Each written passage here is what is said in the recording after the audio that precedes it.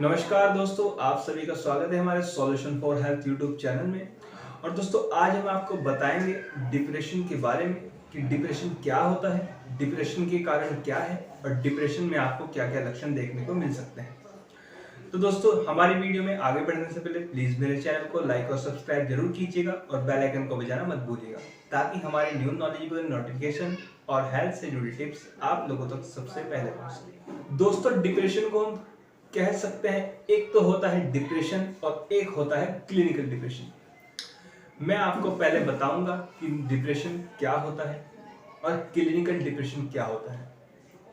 आप सभी लोग जानते हैं, इंडिया में लगभग कई लोग डिप्रेशन का शिकार होते जा रहे हैं और ये दर दिन प्रतिदिन बढ़ती जा रही है। यानी जैसे मैं हूं या आप हो, जिनको डिप्रेशन की बीमारी नहीं है, वो लोग जो कभी ना कभी किसी ना किसी कारण से डिप्रेस्ड हो जाते हैं।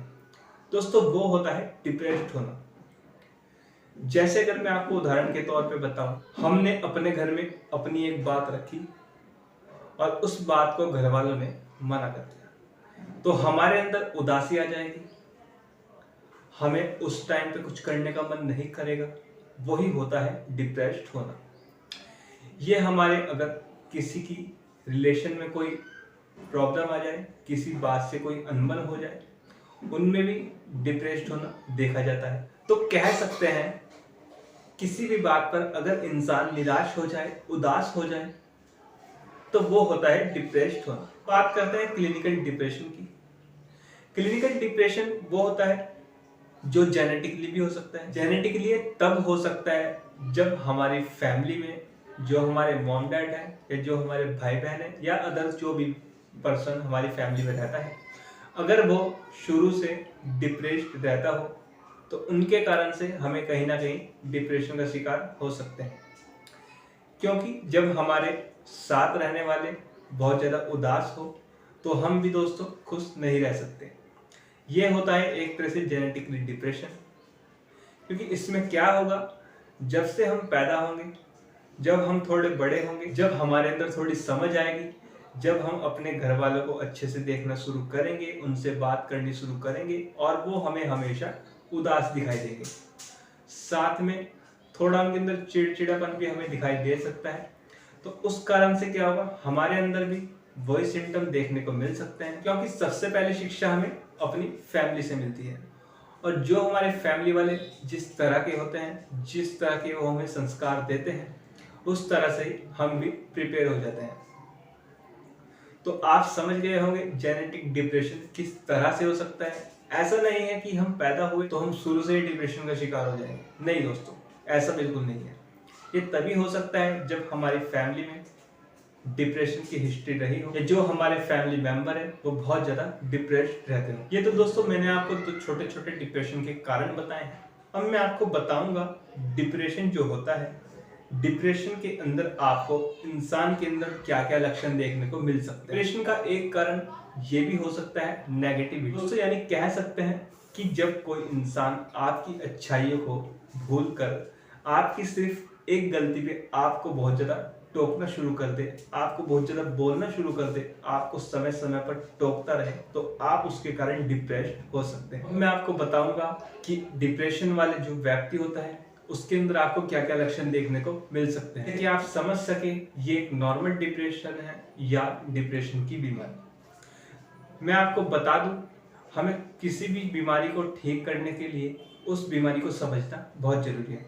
खासकर जितनी भी मेंटल प्रॉब्लम होती है, जब तक हम उन प्रॉब्लम को नहीं समझेंगे तब तक हम उनसे बाहर नहीं निकल सकते। दोस्तों, हम जितना भी मेडिसिन खा, जितना भी हम मेडिकेशन कर ले, जितना भी हम अच्छे से अच्छे डॉक्टर से ट्रीटमेंट कर ले, लेकिन दोस्तों जब तक हम खुद से नहीं समझेंगे अपनी मेंटल प्रॉब्लम को, हम खुद से उसको दूर करने की कोशिश नहीं करेंगे, तो दोस्तों हम उस प्रॉब्लम से बाहर नहीं निकल सकते। दोस्तों, डिप्रेशन के अंदर जो आपको लक्षण देखने को मिलते हैं, आप ध्यान से सुनिएगा। अगर इनमें से आपको 80% लक्षण मिले, तो तभी आप ये मान सकते हैं कोई व्यक्ति डिप्रेशन का शिकार है या कोई व्यक्ति डिप्रेस्ड है।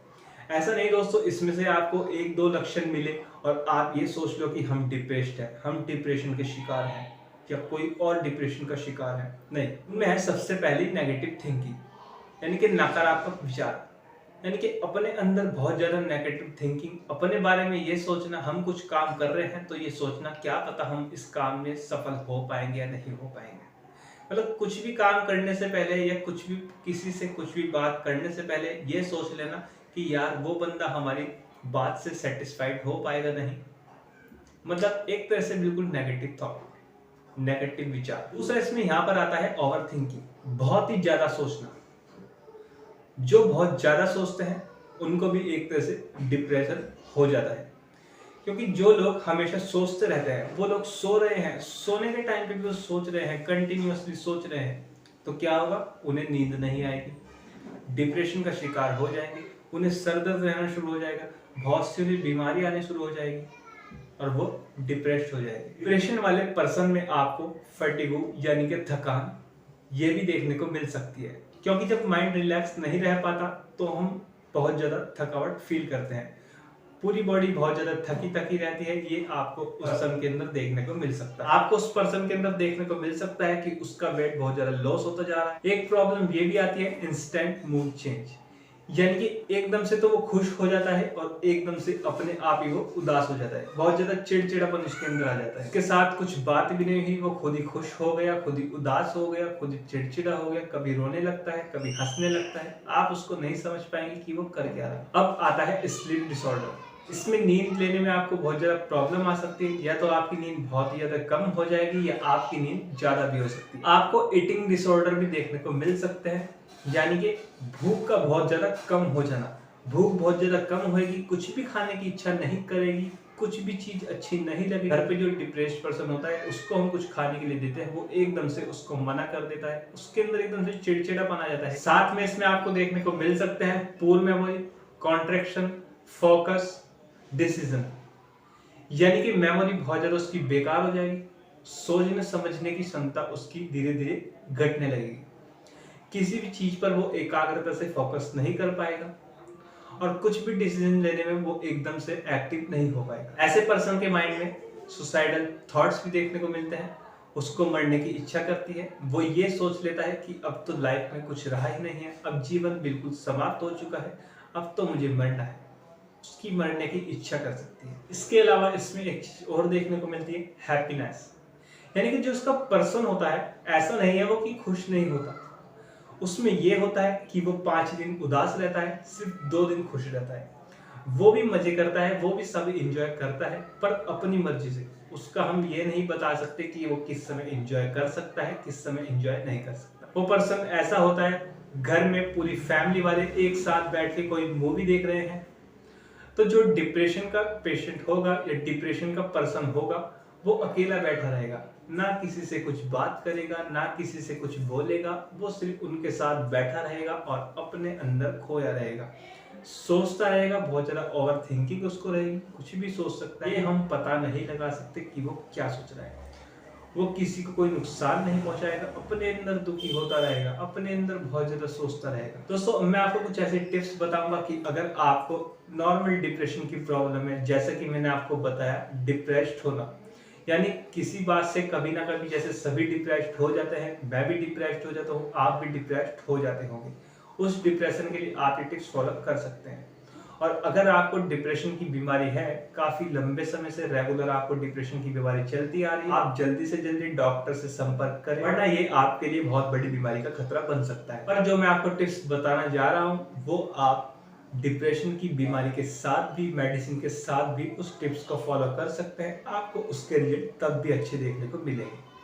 दोस्तों उसमें आप मेडिटेशन कर सकते हैं, आप सुबह सुबह मेडिटेशन करें, 10 मिनट आप ध्यान की पोजीशन में बैठे, आप ध्यान लगाएं, धीरे धीरे करके उसकी टाइमिंग को बढ़ाते जाएं, फिजिकली एक्टिव रहें, फिजिकल फिटनेस, फिजिकल एक्सरसाइज आपके लिए बहुत ज्यादा जरूरी है। सुबह टहलने जाएं, रनिंग करें, कुछ एक्सरसाइज करें, आपके लिए बहुत ज्यादा इंपॉर्टेंट है, आपको बहुत ज्यादा फायदा। आपके लिए सन एक्सपोजर